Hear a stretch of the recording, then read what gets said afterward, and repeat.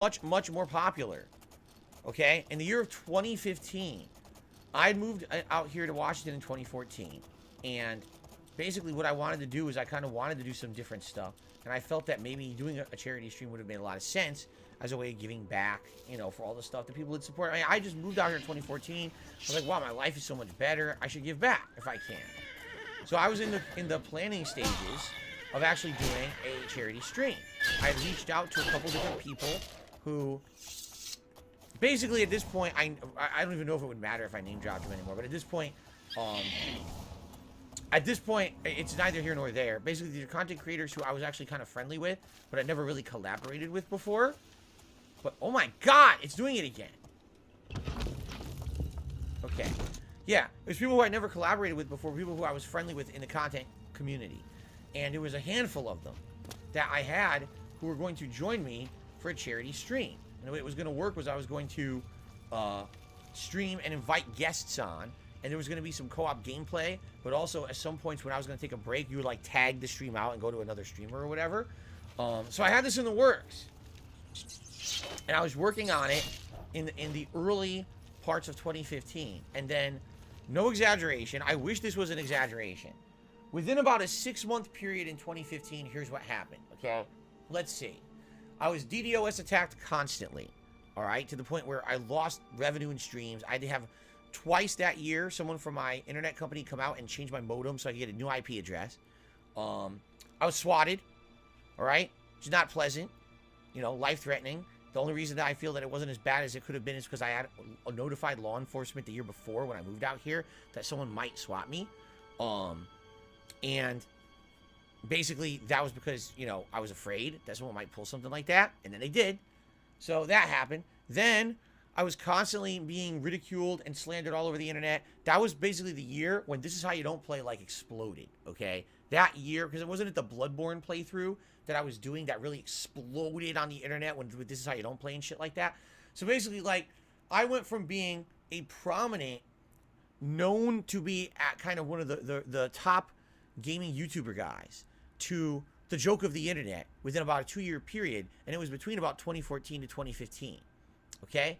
And so, after all that happening, okay, basically, it got to the point where, excuse me, I got a burp. Ooh, excuse me. Wait.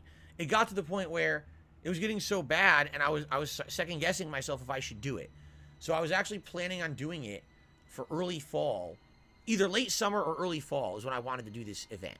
And I was still in talks with people to do it, even though all that stuff had happened to me. Okay, and then what happened was my channel got hit with all those false copyright strikes. And it destroyed my business. Because I had so many false copyright strikes, I had to delete a ton of videos. I lost millions and millions of views on this channel. And this channel got thrown out of the YouTube algorithm for gaming. Like, you could never find me on YouTube ever again. I was never recommended or nothing. Okay?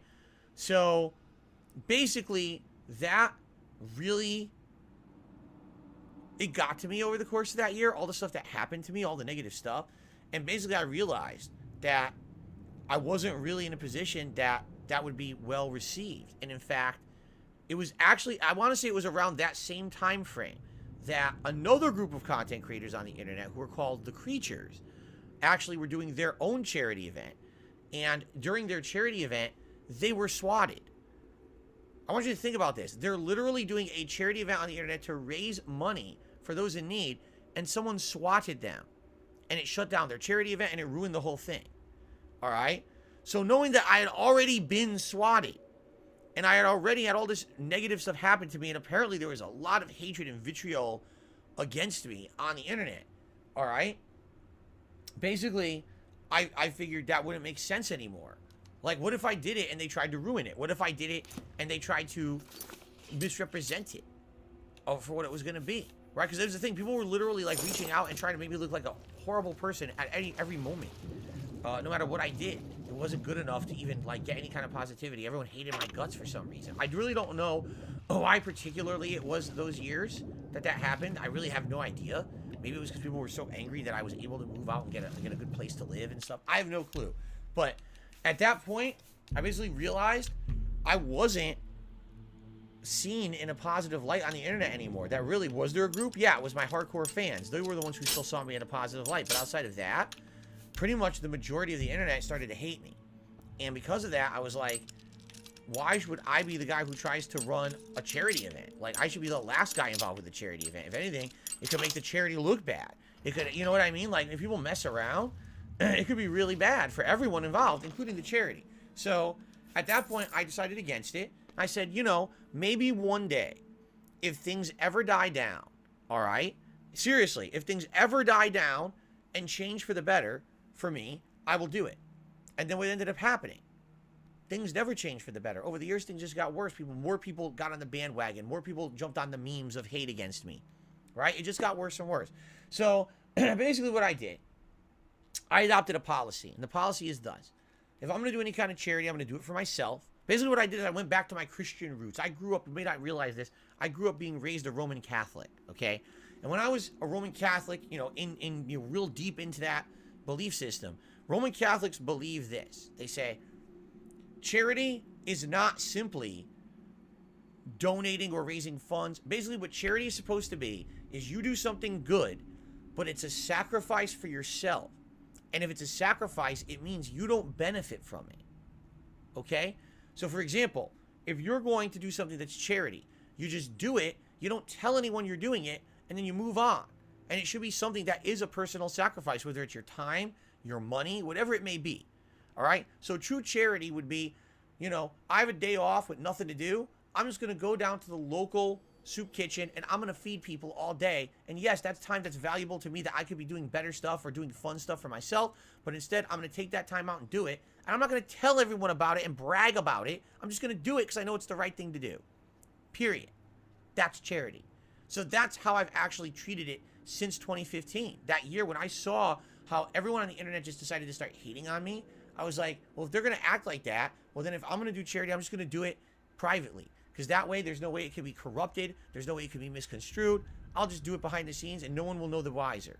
All right? And I have. You know, there's been things I've done, donations and things that I've done. No one knows. And, you know, is it a ginormous Phil raised $50,000? No. We're talking about, you know, donate some clothes here or there, whatever it may be. All right? But it's not here or there. I'm not here to stand here and announce to everyone, here's what I've done every year for charity and blah, blah, blah. Instead, this is how I go about it now. Because this way, it keeps the drama out, and it doesn't allow anyone to spin it into something that it's not supposed to be, right? Because right now, if I were to announce I'm doing a charity stream, literally everyone out there would say, he's just doing it to look good. He's doing it to be, you know what I mean? And the thing that really got me, I will admit this, the Ice Bucket Challenge. Does anyone remember it? Because it's very old now, so you might not remember it. It was something that happened, I want to say, around 2015. I could be wrong. But what happened was there was this viral movement on the internet.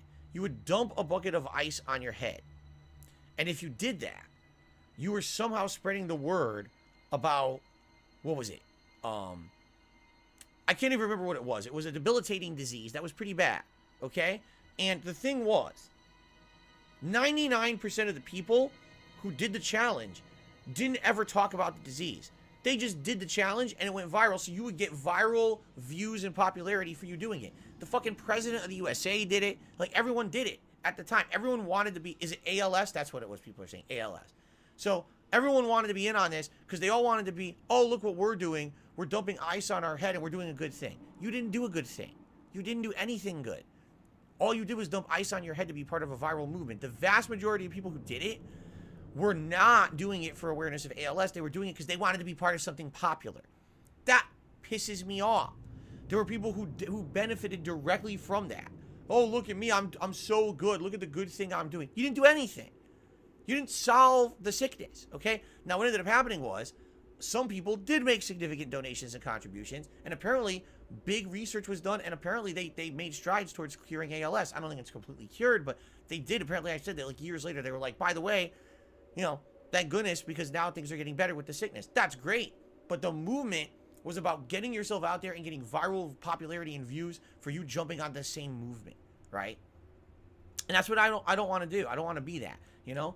If I was going to do a charity event, it would be because I know I could raise significant amounts of money that I normally wouldn't be able to do for myself. I don't have a lot of money that I could give to charity. But if I did a internet stream where people would donate and raise it to a bucket and that gets donated to charity, you know, that could be a good thing. But sadly, I can't do that. I don't have the ability to do it because haters, shitheads, scumbags, toxic people would always try to ruin it, all right? Also, they would always try to spin it and say, I'm trying to get popularity and kudos or brownie points or whatever by doing it. So in that case, I'm very basically going to say charity will be something private I do behind the scenes. Maybe one day. Who knows? I'm not dead yet. I'm 40. I don't know how long I'll be able to do this. Maybe in another decade, these people will go away. And I'll finally be able to do fun stuff like that, like other people do. And I'll be able to do a good thing. Right now, I know it would not work out with the amount of harassment and stuff that I get on the internet. So this is just not even worth it. You know, I would love to do it. I'm not given the opportunity to do stuff like that. Sucks. So I will do charity in private as much as I can to my ability. And we'll see what happens.